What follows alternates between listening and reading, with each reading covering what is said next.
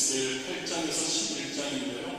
그 중에서 본문 우리가 함께 공독한 에스겔 8장 4절에서 10절 말씀을 통해서 바라보라 하시기로라는 제목으로 한번 말씀을 나누기를 원합니다. 이 본문은 특히 8장은 우상 숭배로 더럽혀진 예루살렘 성전에 대한 에스겔 선지자의 환상이 그 중심을 이루고 있습니다. 그래서 이 부분을 성전 환상이라고 부릅니다. 그리고 오늘 본문은 그 첫 부분에 해당합니다.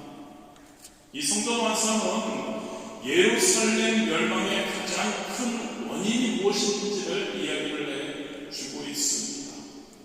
예루살렘 성전, 하나님이 거하시는 성전까지 우상으로 더럽힌 이스라엘 백성들의 우상 숭배 때문에 하나님의 전인 예루살렘 성전이 멸망하게 되었다는 것을 우리에게 이야기해 주고 있습니다. 동시에 환상의 마지막쯤에 하나님의 절대 주권을 통해서 회복의 역사가 일어난다는 그러한 또한 우리에게 희망을 주는 그러한 내용입니다. 두 가지를 한번 살펴보기 원합니다. 하나님은 누구신가? 우리의 하나님은 누구신가? 본문 4절이죠. 이스라엘 하나님의 영광이 거기에 있는데 내가 그래서 본 모습과 같더라. 여기에서 거기에라는 그러한 말은 예루살렘 성전을 말합니다. 에스겔은 환상 중에 하나님의 영에 의해서 예루살렘 성전으로 이동하게 됩니다. 그리고 거기서 하나님의 영광을 목격하게 되었다고 기록하고 있는 거죠. 그리고 그곳에서 이 하나님의 영광에 대해서 에스겔은 내가 들에서 본 모습과 같다라고 하고 있습니다. 사실 에스겔 선지자는 지금까지 환상 중에서 두 번 하나님의 영광을 목격했습니다. 처음은 그가 선지자로서 소명을 받을 때 그발 강가에서였습니다. 그리고 두 번째로는 그의 집이 있던 데라비 들에서였습니다. 그런데 에스겔 3장 23절에 그는 이렇게 이야기합니다. 내가 전에 그발 강가에서 보던 영광과 같은지라.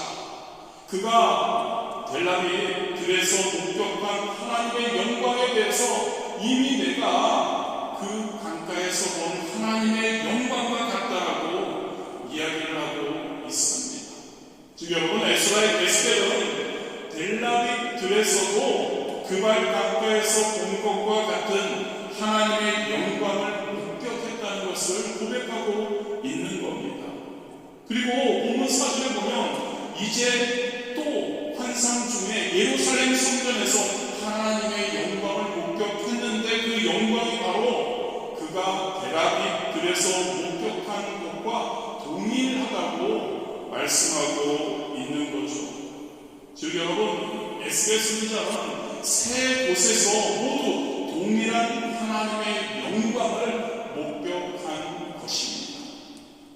그렇다면 여러분, 왜 에스겔이 이렇게 각기 다른 지역에서 같은 하나님의 영광을 목격한 이 사실을 강조하고 있을까요? 이것은 여러분, 이스라엘의 예배 대상이신 하나님께서는 이스라엘이나 예루살렘의 성전에 국한되어 계시는 분이 아니고 그 하나님께서는 세상 어느 곳에서든 계시는 우주적 하나님이심을 드러내 보이려는 그의 의미가 내포되어 있는 겁니다. 그리고 여기에는 그 에스겔 선지자의 이러한 마음도 의도도 내포되어 있습니다. 당시 사람들이 신에 대한, 하나님에 대한 그릇된 사상을 가지고 있고 그것을 시정하기를 원해서 이렇게 세 번에 걸쳐서 에스겔 선지자는 강조하고 있는 거죠. 각기 다른 장소에서 똑같은 하나님의 영광을 보았다. 이와 관련해서 당시 고대 근동 사람들은 지역신 개념이라는 것을 가지고 있었습니다. 지역신 개념, 이것은 각 지역에는 그 지역을 다스리는 신이 따로 있고, 각 지역의 신은 그 지역을 벗어나면 그의 영향력을 행사할 수 없다고 여기는 그러한 개념입니다. 뿐만 아니라 그 지역에서도 인간의 각 영역별로 주관하는 신이 따로 있다고 그들은 생각했다는 거죠. 그래서 전쟁이나 농사와 같은 일들을 위해서 그것을 관여하는, 관장하는 신을 찾아가 예배하는 일들이 많았다는 이야기입니다. 이러한 신에 대한 그러한 생각, 개념, 그들이 갖고 있었기 때문에 그들은 신은 그들을 위해 마련된 신전에만 머물러 있고, 신전 밖에서 일어나는 일이나 자신의 영역을 넘어서는 일들에 대해서는 신들이 관여도 하지 않고 잘 모른다, 무지하다고 생각했던 것이죠. 이런 고대 근동 사람들의 이 신에 대한 생각, 이것은 여러분 이스라엘 백성들에게 하나님 당신이 온 세상의 유일한 주님으로 계시하였는데도 불구하고 이 지역식 개념이 이스라엘 백성들의 머릿속에 침투하게 되었던 거죠. 거짓된 우상을 섬기는 이방인들의 그 사상에 그 이스라엘 백성들이 오염되었다는 이야기입니다. 점차 하나님도 그들의 개념처럼 우주에 존재하시는 오직 한 분인 하나님도 이스라엘 내에서만, 지역 개념이라고 말씀드렸잖아요. 이스라엘의 하나님이시니까 이스라엘에서만 영향력을 행사합니다. 그리고 그분의 성전 밖에서 일어나는 일에 대해서는 그 하나님도 무지하다고 생각하게 되었다. 이스라엘 백성들이 이러한 생각은 이스라엘 백성들에게 성전의 안과 밖이 다른 위선적인 삶을 살게 하는 결과를 초래했던 겁니다. 결국 이 이스라엘 백성들은 성전 밖에서 악을 거리낌 없이 행하게 됩니다.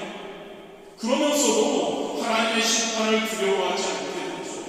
결국 그것을 통해 이스라엘이 예루살렘 성전이 멸망하게 되었던 것을 이야기해주고 있는 겁니다. 뿐만 아니라 여러분, 하나님의 심판을 받고 이스라엘 땅을 그들은 떠나게 됩니다. 포로로 잡혀가게 되죠.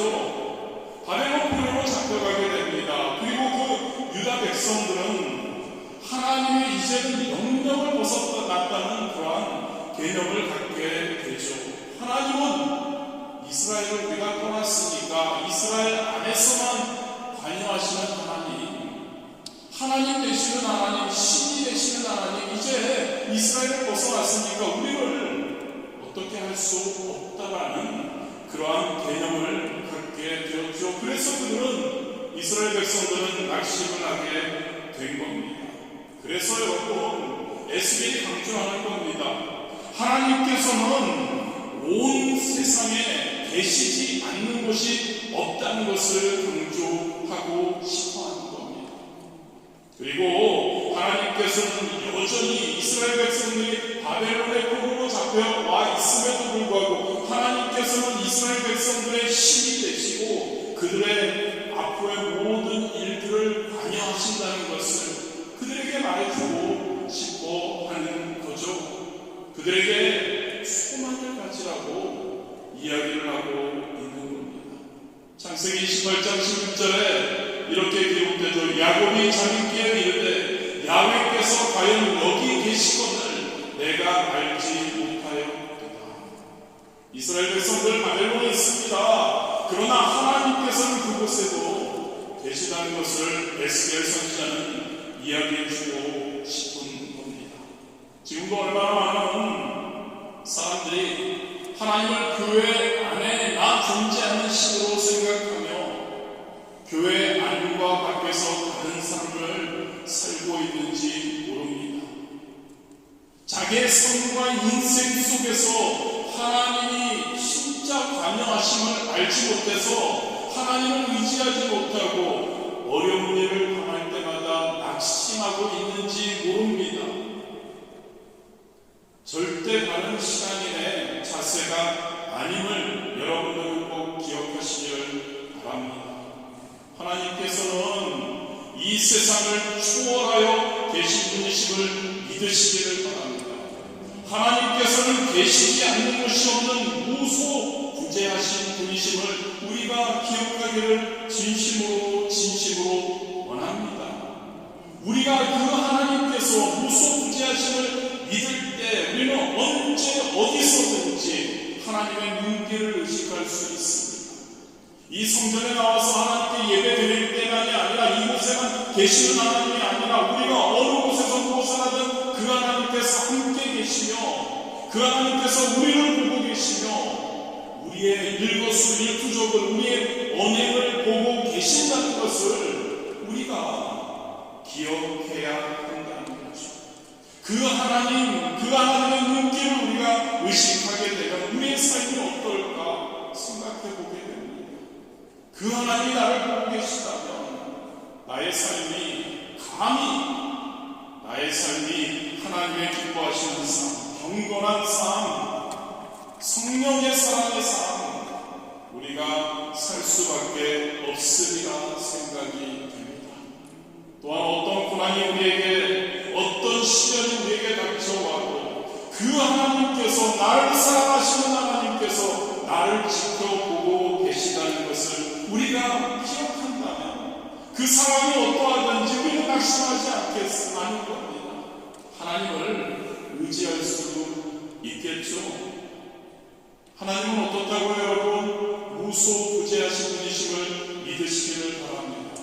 하나님은 어느 곳에서든 우리를 항상 지켜보고 계시고 우리를 응원하고 계시고 그리고 그 하나님께서는 우리를 붙드시고 할렐루야 우리를 붙드시고 우리를 가장 좋은 곳으로 가장 잘되게 인도하여 주신다는 그 확신, 그 믿음 우리가 가질 수 있게 되기를 진심으로 바랍니다. 야고보서 1장 17절이죠. 온갖 좋은 은사와 온전한 선물이 다 위로부터 빛들의 아버지께로부터 내려오나니 그는 변함도 없으시고 회전하는 그림자도 없으시니라. 우리 하나님은 모든 곳에 계십니다. 우리를 사랑하신 그 하나님께서는 우리가 어떠한 상황 가운데 있든 우리를 보고 계시고 우리를 알고 계십니다. 할렐루야. 그 하나님 그 시선 우리가 항상 느끼며 살아가야 할 줄 믿습니다. 본문 9절과 10절에 보면 하나님께서는 환상 중에 에스겔에게 다시 성전뜰 문 안에 인접한 비밀 공간을 보라고 하십니다. 그리고 에스겔은 70 장로들이 우상 숭배 장면을 목격하게 됩니다. 하나님의 선지자였던 에스겔, 예루살렘이 멸망하고 이스라엘 백성들이 너무나 어려운 가운데 있음을 그것을 질파했던 선지자 에스겔, 왜 그렇게 됐는지에 대한 그 이유를 에스겔은 그것을 그렇게 보고 싶지 않았을 겁니다. 에스겔이 봐야 했던 그 우상 숭배하는 그 모습, 그는 그 모습은 선지자로서 눈 뜨고도 보기 민망한 장면이었습니다. 그는 이 같은 장면을 절대 보고 싶어 하지 않았을 겁니다. 하지만 그는 하나님의 명령이기에 다른 일을 지시 하나님께서 하실 때까지 눈을 떼지 않고 봐야만 했습니다. 이 에스겔 선지자의 모습, 오늘 하나님을 기쁘시게 하고 이웃을 기쁘게 하기 원하는 성도인 저와 여러분들의 모습이어야 하지 않을지를 생각해 봅니다. 성도의 눈이 하나님께서 바라보시는 곳, 하나님께서 바라보라고 하시는 곳, 그곳을 정확하게 바라봐야 한다는 이야기입니다. 그리고 하나님께서 느끼시는 마음을 함께 품을 수 있어야 한다는 이야기입니다. 여러분, 에스겔이 하나님께서 이러한 장면을 보라고 말씀하셨을 때 얼마나 힘들었는지 우리는 알 수 없습니다. 그런데 여러분, 중요한 것은 에스겔 선지자는 그가 좋던지 싫던지 하나님께서 원하시는, 하나님께서 명령하신 것을 바라보고 하나님의 마음을 그대로 느꼈다는 사실이 가장 중요한 것 같습니다. 이 에스겔의 모습은 우리 주님이신 예수님, 그 예수님의 사역의 모습을 그대로 반영한 것이라고 할 수 있을 것 같습니다. 여러분, 만일 하나님의 아들이신 예수님께서 하나님 보좌 우편에 앉아 계실 뿐 이 땅에서 죄로 죽어가는 인간들을 외면하셨다면 이 세상은 과연 어떻게 되었을까요? 성자 예수님께서 성부 하나님의 마음을 외면하고 구원받아야 할 백성들을 외면했다면 어떻게 됐을까요? 온 세상이 저주와 죽음의 어떤 소망도 생명도 기대할 수 없는 비참한 지경에 이르고 말았을 겁니다. 그런데 여러분, 성자 예수님께서는 성부 하나님의 시선을 외면하지 않으셨습니다. 성부 하나님께서 긍휼히 여기시는 마음으로 보시는 그 인간들을, 저와 여러분을, 범죄로 죽어가는 인류를 외면하지 않으셨습니다. 그래서 주저하지 않고 하늘 영광을 버리셨죠. 그리고 종의 형체를 가지시고 십자가에서 못 박혀 죽으시기까지 성자 예수님께서는 하셨던 것을 우리는 알 수 있습니다.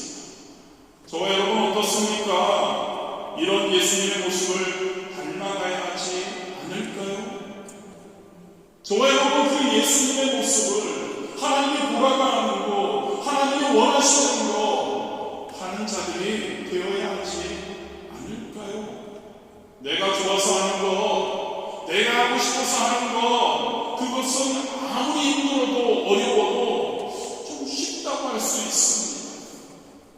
그런데 내가 하기 싫은 일, 조금 더 하고 싶은 마음이 들지 않는 일 하는 것, 쉬운 일임에도 불구하고 힘들고 본인에게는 어려울 수밖에 없죠. 주님의 마음을 닮아가야 하는 우리들, 하나님을 기쁘시게 하고 이웃을 기쁘게 하기 원하는 우리들은 어떤 성도인가요? 하기 싫어도, 보기 싫어도, 가기 싫어도 하나님께서 명령하시니까 순종하는 성도입니까? 아니면 내 감정과 욕구를 따라서 여전히 쉽다고 생각하는 쉬운 일만 담당하는 성도입니까? 저와 여러분 한번 돌아보았으면 좋겠습니다. 그리고 저와 여러분 하나님의 음성에 귀를 기울일 수 있게 되기를 진심으로 원합니다. 하나님의 명령에 진짜 여러분 순종할 수 있게 되기를 원합니다. 진짜 그 하나님의 마음을 가질 수 있게 되기를 원합니다. 성도가 가져야 할 마음입니다. 성도가 하나님의 백성으로서 가져야 할 최선의 모습이라는 거죠. 하나님 아버지의 마음이라는 찬양이 있죠. 우리가 꼭 이 찬양 가사 마음에 새겨봤으면 좋겠습니다. 아버지, 당신의 마음이 있는 곳에 나의 마음이 있기를 원해요. 아버지, 당신의 눈물이 보이는 곳에 나의 눈물이 보이기를 원해요. 아버지, 당신이 바라보는 영혼에게 나의 두 눈이 향하길 원해요. 아버지, 당신이 울고 있는 어두운 땅에 나의 두 발이 향하길 원해요. 나의 마음이 아버지의 마음 알아. 내 모든 뜻 아버지의 뜻이 될 수 있기를. 나의 온 몸이 아버지의 마음 알아. 내 모든 삶 당신의 삶 되기를. 할렐루야. 다시 한번 읽어드릴까요, 여러분? 저와 여러분의 마음이 하나님을 진짜 사랑한다면 다른 것이 아니라요. 이 마음을, 이 시선을 우리가 가져야 하지 않을까요? 당신의 마음이 있는 곳에 나의 마음이 있기를 원해요. 당신의 뜻이라면 나는 싫어도 당신의 그 뜻을 행하기를 원해요.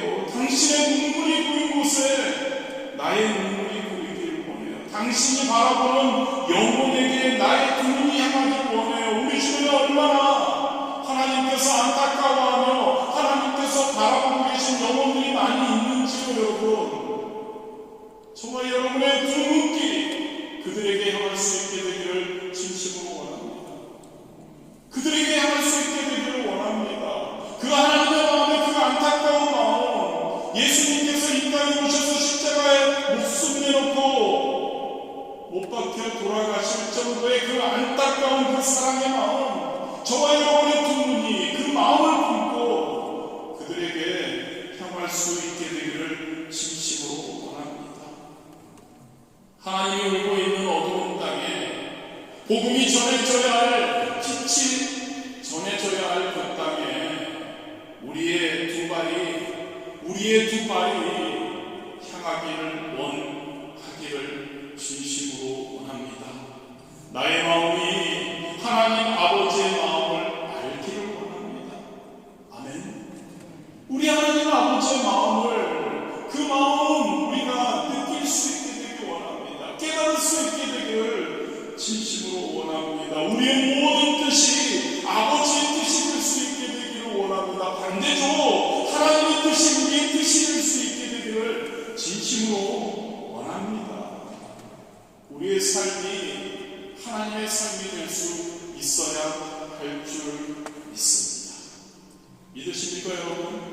우리의 삶이 하나님의 삶이 되어야 할 줄 믿습니다. 여러분, 하나님을 사랑한다고 하잖아요. 우리가 사랑은 마주보는 것이 아니라 같은 곳을 바라보는 것이라는 말이 있습니다.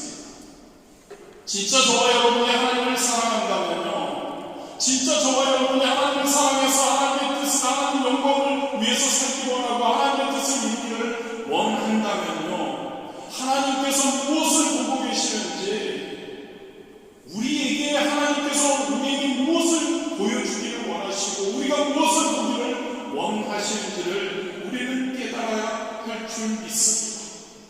할렐루야.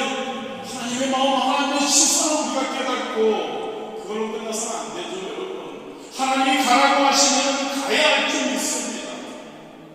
아멘. 이게 더 중요해요, 여러분. 보는 것으로 끝나는 게 아니죠. 하나님의 마음을 느끼는 것으로 끝나는 것이 아니죠. 하나님이 가라고 하는 곳에 저곳이구나, 하나님이 원하시는 것이 이것이구나라고 끝나는 것이 아니죠. 하나님이 가라고 하면 갈 수 있게 되기를 진심으로 원합니다. 하나님께서 하라고 하면 할 수 있는 저와 여러분, 기다리지 않고 하나님 잠깐만요, 지금 말고요, 조금 있다가, 아니죠, 여러분. 기다리지 않고 지체하지 않고 순종할 수 있는 저와 여러분 되시기를 진심으로 원합니다. 이사야 6장 8절에도 내가 또 주의 목소리를 들으니 주께서 이르시되 내가 누구를 보내며 누가 우리를 위하여 갈고 하시니 그때 내가 이르되 내가 여기 있나이다 나를 보내소서 하였더니. 하나님의 마음을 느낄 수 있게 되기를 진심으로 원합니다. 할렐루야. 하나님의 마음을 느끼십시오. 위에서는 성령 충만해야 합니다. 하나님의 말씀으로 충만하고 기도를 통해서 하나님의 그 마음을 느껴야 합니다. 하나님의 마음을 느끼고 하나님의 마음을 우리가 품고 하나님이 우리에게 바라보고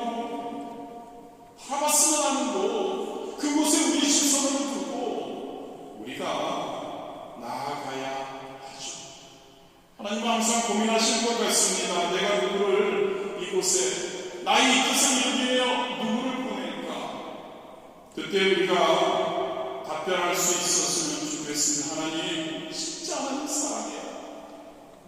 그래서 하나님, 저 여기 있어요. 언제든지, 어느 곳이든지. 하나님, 나 여기 있어요. 나를 보내주소요. 할렐루야. 저와 여러분의 매 순간에 고백이 되었으면 좋겠습니다. 매 순간 민감했으면 좋겠습니다. 매 순간 하나님의 마음을 품었으면 좋겠습니다. 매 순간 하나님이 바라보고 계시는 것을 우리가 함께 바라볼 수 있게 되었으면 좋겠습니다.